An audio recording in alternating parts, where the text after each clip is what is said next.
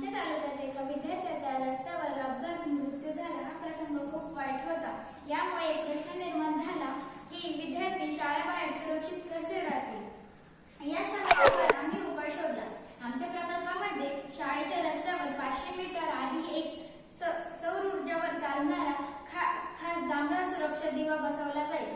हा दिवा शाळा सुरू होण्याचे 1 तास अगोदर व शाळा सुटल्यानंतर 1 तास आपोआप चालू होईल। दिव्याला जांभळा रंग देऊ म्हणजे लगेच लक्षात येईल, वाहन चालकांना समजेल आणि स्पीड लिमिट कमी करतील। दिवा लागल्यावर सामान्य आवाजात बेल वाजेल आणि त्यामुळे काळजी आणि जबाबदारीची आठवण होईल।